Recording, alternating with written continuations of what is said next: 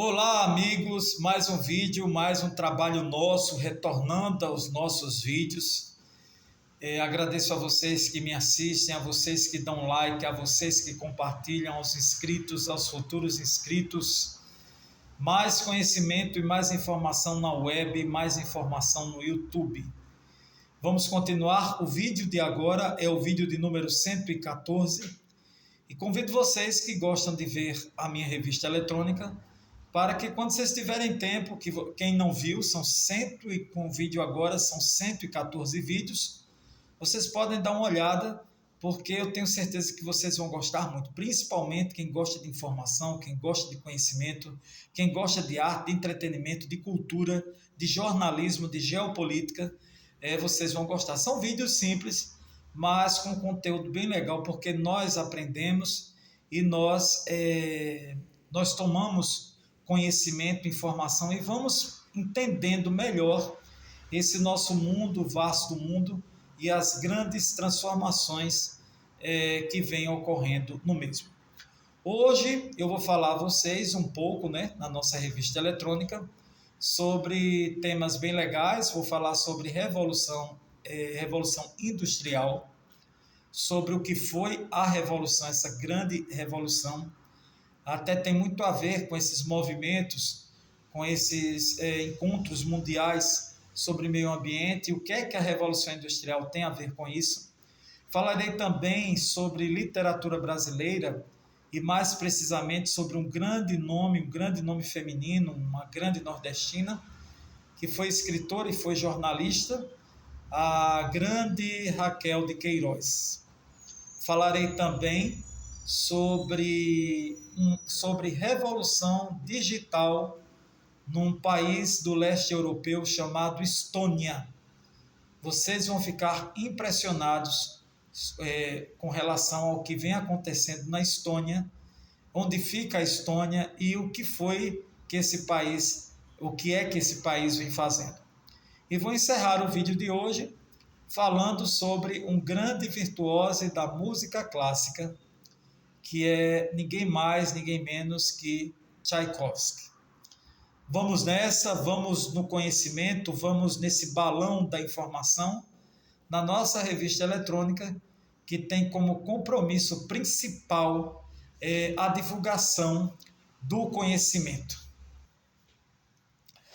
Vamos falar sobre a Revolução Industrial. O que foi a Revolução Industrial? Muitas pessoas imaginam que a Revolução Industrial durou apenas alguns dias, talvez até uma semana. E muitas pessoas pensam que a Revolução Industrial só aconteceu em uma única fase. Mas não foi, meus amigos. A Revolução Industrial, ela foi um processo demorado, que durou mais de um século, que teve repercussões muito importantes, inclusive nas relações comerciais, nas relações trabalhistas e, inclusive, vocês vão ficar até assim impressionados com todo esse problema que nós temos hoje, que nós enfrentamos hoje de meio ambiente. Nós devemos à Revolução Industrial. Eu fiz essa pauta, eu pesquisei, eu me aprofundei porque eu também tinha curiosidade e vou passar um pouco para vocês aqui na nossa revista. O primórdio da Revolução Industrial aconteceu entre o final do século XVII e o início do século XVIII. O palco foi exatamente o Reino Unido, também a Inglaterra. Então, a Inglaterra, nós sabemos que no século XVIII, século XIX, até o início do século XX, a Inglaterra era um país muito semelhante aos Estados Unidos no quesito financeiro e no quesito bélico. Era a maior potência financeira do Ocidente, potência econômica.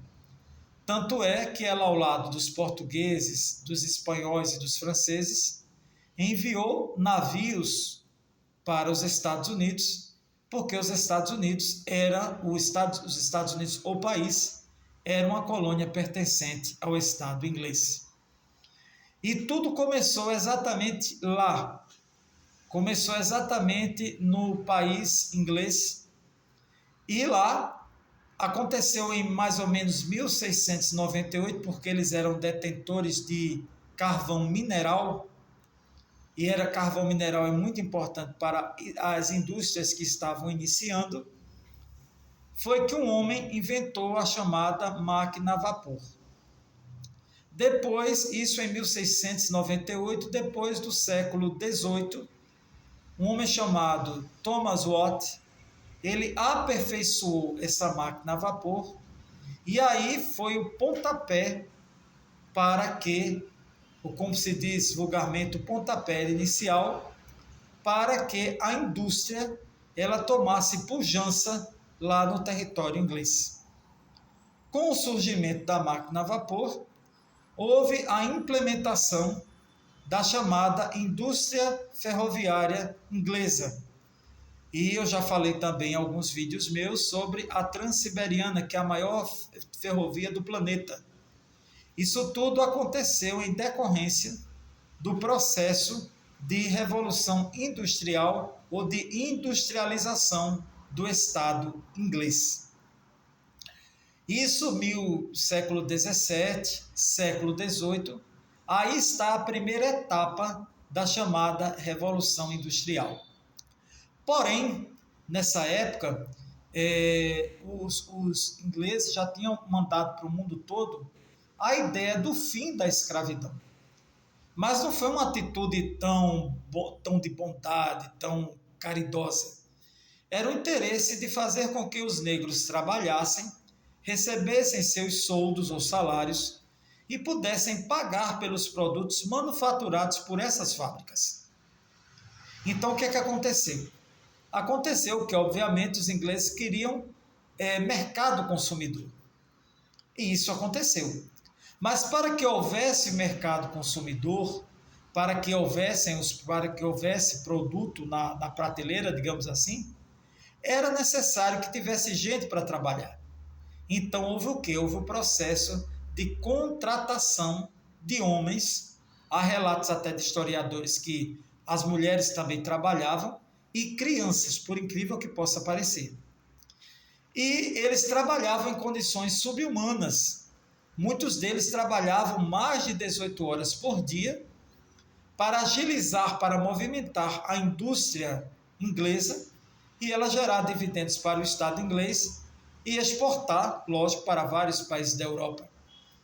E havia também o futuro interesse dos Estados Unidos, nos Estados Unidos. Então foi uma situação muito difícil, foi uma situação em que houve invasão de fábricas, que se chama ludismo. Havia os trabalhadores que trabalhavam numa condição submissa nas fábricas inglesas e havia os revoltosos. Era uma coisa tão séria que o próprio governo inglês, quando via alguém, entre aspas, desocupado, ele prendia.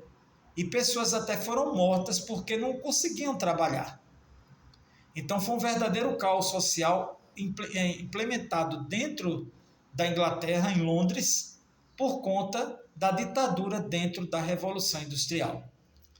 Então houve o ludismo, houve também o cartismo, que foram situações a favor dos trabalhadores que trabalhavam em uma péssima condição, não tinham condição de trabalhar, condição de falta de higiene, condição de escravização, dentro da famosa Revolução Industrial. Depois chega o século XIX, e no século XIX para o século XX, o mundo, naquela ebulição do período da Primeira Guerra Mundial, da Segunda Guerra Mundial, novas descobertas foram implementadas e o mundo entra na segunda fase da Revolução Industrial, que foi no final do século XIX, início do século XX. E cada vez mais novas coisas foram inventadas e as condições de trabalho dos homens, principalmente dos homens, eram as piores possíveis.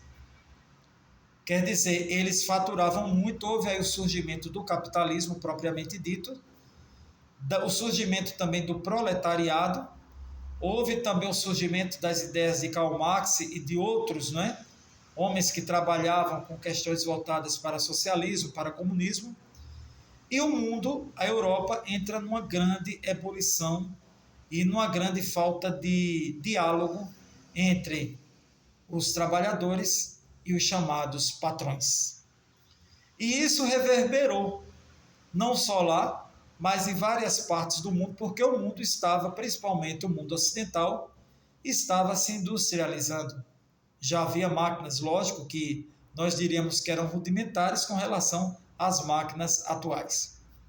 Vem a terceira fase da Revolução Industrial e o carvão mineral é deixado um pouco de lado e surge, então, o famoso petróleo ou ouro negro, que gera também muita contaminação. E aí é que eu vou falar a vocês sobre essas questões ambientais. Foi exatamente no início do século XX até os dias atuais, com a utilização dos recursos fósseis, como o petróleo, que a indústria se apodera, que começou o processo de contaminação do ar, contaminação dos oceanos, contaminação dos rios, matança de animais, em busca do lucro pelo lucro. Foi um grande efeito da Revolução Industrial, que nessa terceira fase já foram implementadas muitas inovações na área da medicina, na área da biotecnologia, em vários setores que se modernizaram bastante dentro do mundo. Então, após a Segunda Guerra Mundial, nós sabemos que os Estados Unidos saíram ganhando muito com a guerra, por isso que se tornaram a grande potência que ainda é hoje, tanto financeira quanto bélica. A Inglaterra caiu e a Revolução Industrial tomou contornos que mudariam para sempre as relações comerciais entre os povos e as relações entre patrão e trabalhadores. Aí é que surgiram os grandes sindicatos. Aí é que surgiu essa questão propriamente dita de direita, de esquerda, porque tudo ficou envolto na chamada Guerra Fria. Quem ia ficar ao lado dos Estados Unidos e quem ia ficar ao lado ou do lado da União das Repúblicas Socialistas Soviéticas. Então, quem passar para você que a Revolução Industrial durou algumas semanas ou uma semana, uma visão muito romântica a respeito do fato, não foi tão romântica quanto as pessoas pensam. Primeiro que ela não durou só uma semana ou duas, ela durou séculos. Se dividiu em 3 fases. Nela houve realmente um estatuto de relações entre trabalhadores, o proletariado e aqueles homens que ganhavam muito, os chamados lords, os lords ingleses. Eles eram sustentados exatamente pelos lucros da chamada indústria. Então, meus amigos, lembrem-se disso. A Revolução Industrial se dividiu em 3 fases e hoje nós estamos vivendo no mundo vários encontros em várias partes do planeta, como estamos tendo a COP lá em Belém do Pará, exatamente tentando apagar o fogo gerado pela famosa Revolução Industrial e sobre os seus efeitos, seus desatinos voltados para a natureza, para a nossa flora e nossa fauna mundiais. Agora vamos para o nosso próximo tema, o nosso próximo assunto, que é exatamente a Estônia. Aí vocês devem estar perguntando o que é que ele está falando, o que é que ele vai falar sobre a Estônia. E eu vi um dia desse uma entrevista com um rapaz muito inteligente, eu até acompanho o trabalho dele na TV, agora vou acompanhar no YouTube, que ele era advogado, mas ele hoje trabalha exatamente divulgando a tecnologia, a high-tech mundial, e ele falou sobre a Estônia e eu, muito curioso, disse, espera aí, eu vou pesquisar a Estônia. E atualmente é o país que está dando ao mundo um grande exemplo, um grande modelo, né? Se tornou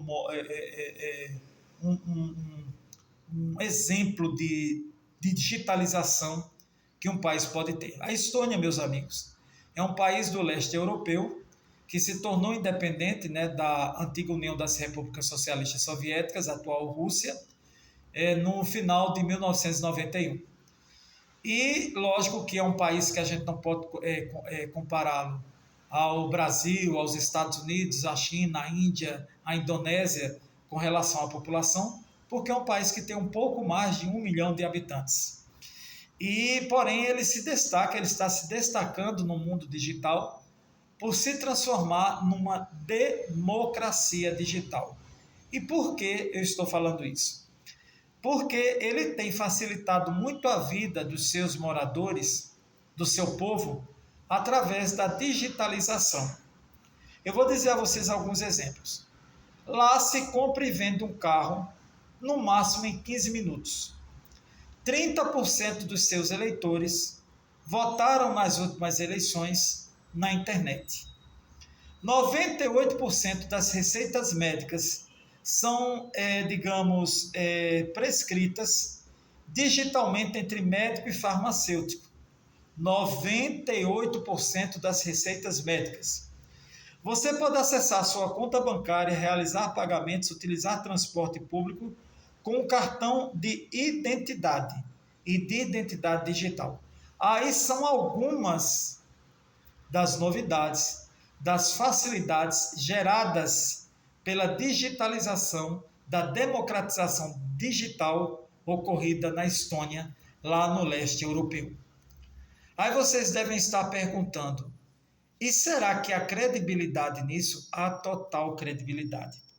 E eu vou dizer a vocês, em 1991, repito, eles se tornaram independentes da Rússia e o país se tornou membro da União Europeia em 2004 e entrou na zona do euro em 2011. Tudo muito recente. Seu presidente se chama Thomas Hendrik Ilves.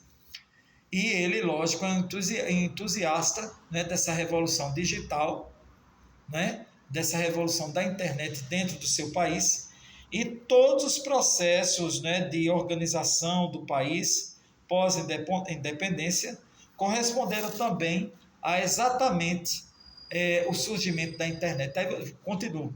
Vocês devem estar perguntando, peraí, e o país? E como é que fica a questão da corrupção? Parece até uma visão um pouco romântica, mas não é. Há dados para isso. É que o principal desafio do governo da Estônia é agilizar e cuidar do dueto, segurança e confiabilidade. Para eles, segurança e confiabilidade andam lado a lado. Para que tudo dê certo, é fundamental que haja um alinhamento entre políticos, juristas e especialistas em segurança de tecnologia. Então, é feito um alicerce. Juristas, políticos e especialistas em segurança tecnológica. Na Estônia, é obrigatório todos os moradores terem uma identificação digital. E numa população de mais de 1 milhão de pessoas. Cerca de 240 mil pessoas, esses documentos já foram expedidos. A meta é que toda a população, cerca de mais de 1 milhão de pessoas, entre nesse sistema. A votação pela internet é realizada com a maior lisura, sendo impossível acontecer corrupção. Isso vai demorar muito, né, para acontecer, creio eu, em países imensos, né, como o Brasil e outros. Mas fica a nossa dica, vocês podem aí acessar até o YouTube e vocês darem uma olhada nessa revolução, mega revolução digital que está acontecendo no famoso leste europeu, que com a independência em 1991 procurou um outro caminho, né, o caminho de uma economia, digamos, de mercado, uma economia aberta, e ali também se digitalizar. Fica aí, atualmente o mundo digital louva, né, ovaciona o país, a Estônia, que fica lá no leste europeu. Agora vamos falar sobre cultura, vamos falar sobre arte, e vamos voltar para o Brasil, vamos falar sobre literatura brasileira. E eu quero falar aqui, fazer um registro de uma brasileira, de uma mulher notável, uma nordestina, mais precisamente uma cearense, que se chamou Raquel de Queiroz. Raquel de Queiroz nasceu em 1910 no estado do Ceará e foi escritora, foi jornalista e foi ninguém mais, ninguém menos que a primeira mulher a entrar na Academia Brasileira de Letras, só para vocês terem uma noção. E como tal, ela se destacou bastante nesse meio, né, da literatura, no meio da escrita, e ela fez parte da geração modernista, na geração modernista do ano de 1930, da década de 1930. Mas a história de vida dela não foi lá muito amena, porque ela nasceu na região de seca. Todos nós sabemos como a seca castiga o território cearense, e a família dela teve que sair, né, o famoso exílio nordestino, teve que morar no Pará, depois teve que retornar, e quando retornou, era muito comum nessa época o pessoal sair de lá para outras localidades menos secas, né, menos áridas, e ela disse, espera aí, a gente vai ficar aqui no Ceará, e foi no Ceará mesmo que ela ficou e se tornou uma grande escritora. Isso em 1910, quando ela tinha 17 anos, ela começou a escrever e passou a cooperar com o jornal O Ceará. E foi quando ela foi fazendo seus primeiros rascunhos e falando sobre livros, né? Ela queria escrever suas obras. E a sua obra mais famosa foi exatamente o livro O 15, em que ela retrata as aventuras vividas pelos nordestinos quando não suportam, não têm mais condição de viver em regiões altamente áridas daquela região, daquela área do país, e fazem o seu famoso êxodo rural e vão para áreas de melhor condição, mais precisamente regiões do litoral, ou os mais ousados seguiam para o sul do Brasil, mais especificamente para o estado de São Paulo. Ela se tornou escritora e também jornalista. Ela foi autora também de obras como As Três Marias e também o Memorial de Maria Moura, que foi adaptado pela TV, na Rede Globo de televisão, em 1994. Ela nasceu em 1910, faleceu em 1993 e, como eu já disse, foi membro também da Academia Brasileira de Letras, que era uma ousadia uma mulher se tornar, isso no começo, né, ou meados do século passado, e ela não só escreveu livros, mas também escreveu peças de teatro, e sua obra é cantada em verso e prosa pelos admiradores dos grandes nomes da nossa literatura brasileira.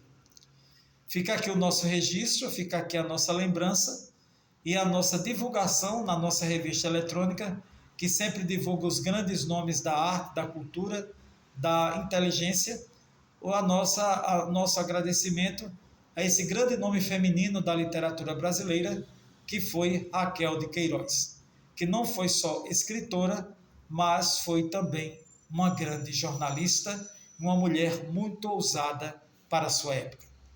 E agora, finalizando a nossa edição de hoje, vamos falar sobre um grande nome. Eu vi o filme, eu tenho um filme em casa, o DVD, um antigo DVD, e o filme foi estreado por um ator maravilhoso, magnífico, o Richard Chamberlain, que faleceu, se não me engano, esse ano.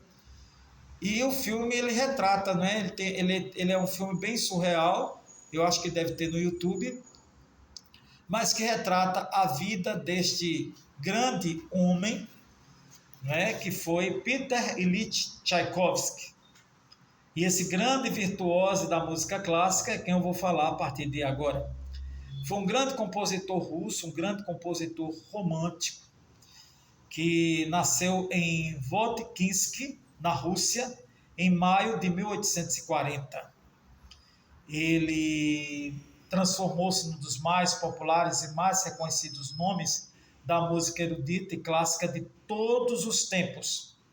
Agora, coisas curiosas aconteceram na vida dele, que ele gostava de música, mas não se interessava tanto. Ele se interessou muito por advocacia, por direito. e ainda fez advocacia, se formou na Imperial School of Jurisprudence, lá em São Petersburgo, na Rússia. Ele ainda tentou enveredar, né, no campo do direito, da jurisprudência, mas realmente, usando o termo vulgar, ele não dava para coisa. O setor dele era outro, era a música. Aí, por volta de 1863, ele com mais ou menos 20 anos, ele foi estudar música no conservatório, também em São Petersburgo, e esforçadíssimo como sempre foi, ele começou logo a progredir nos estudos da música e foi estudar, voltou, foi para Moscou, e lá foi se preparar no famoso Conservatório de Música em Moscou, onde ele compôs a sua primeira sinfonia, ou seja, Sonhos de Inverno. Ele estava em Moscou e conheceu grandes nomes, né, consagrados nomes da música clássica, que abriram as portas douradas dele para o seu estrelato, né, para o reconhecimento da sua capacidade como grande homem da música. Dono de uma vasta obra musical, ele brilhou em balés, como o famoso Lago dos Cisnes, que há no filme, e A Bela Adormecida. Essas foram as obras dele preparadas para o balé. Ele também fez a ópera Eugène Onegin e o Concerto para Piano número 1, que se tornou foi uma das suas maiores composições e que teve total aprovação não só por parte do público, mas também por parte da crítica. Suas obras mais importantes, uma vasta quantidade de obras que tiveram êxito, nós temos o Quebra-Nozes, a ópera de Voyevoda, também de Opchinnik Vácula, o Ferreiro, teve também a Rainha de Espadas e tantas obras conhecidas mundialmente por aqueles que gostam de música erudita, que gostam de música clássica. Ele produziu sinfonias, ele produziu concertos, óperas, balés e músicas de câmara. Foi um artista de renome internacional e fez várias turnês pela Europa e uma especial nos Estados Unidos, onde ele inaugurou o Carnegie Hall de Nova York. Só para vocês terem uma noção da grande genialidade deste homem. Porém, no sentido emocional, no sentido sentimental, ele era um homem que vivia grandes conflitos. E ele sofreu com uma personalidade insegura, tímida, medroso, ansioso. Isso no começo do século passado. E ele teve uma desilusão amorosa e já com mais de 30 anos ele casou-se com Antonina Ivanovna, que era uma aluna dele e era uma admiradora. O casamento também não deu certo. Não foi consumado, logo se separaram, e mesmo com todo o seu sucesso musical, ele teve uma vida totalmente desorganizada no sentido das suas emoções. Ele teve um grande mecenas, que foi o imperador Alexandre III e a baronesa Nadezhda von Meck. Eu achei muito interessante e curiosa a vida de Tchaikovsky, porque ele era um homem muito em ebulição pela sua capacidade criadora, mas ele vivia tormentos emocionais de relacionamentos, até que uma de suas mulheres morreu de cólera, e ele também morreu de cólera, né, na Rússia, em 6 de novembro de 1893. Ele faleceu bem jovem. Então fica aí o legado, né, de mais um grande virtuoso da música clássica, conhecido como Tchaikovsky. Eu recomendo a vocês que, se puderem, vejam no YouTube esse filme. É um filme um pouco forte, tem cenas fortes no sentido assim psiquiátrico, né, transtornos psiquiátricos, neurológicos.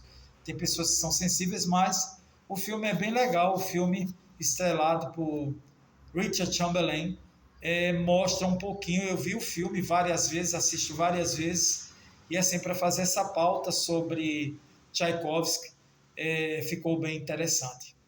Eu recomendo a vocês que continuem buscando boa informação na internet, Leiam bons livros, visitem as bibliotecas, busquem o conhecimento. A nossa revista eletrônica faz o trabalho do passarinho, né, que bota a aguinha no bico para tentar apagar o fogo da floresta.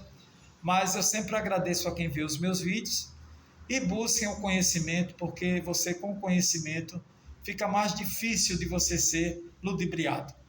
E você vê as notícias da TV, da internet, sob um novo olhar. Muito obrigado a vocês que veem os meus vídeos e até a nossa próxima edição da nossa revista eletrônica. Está contado.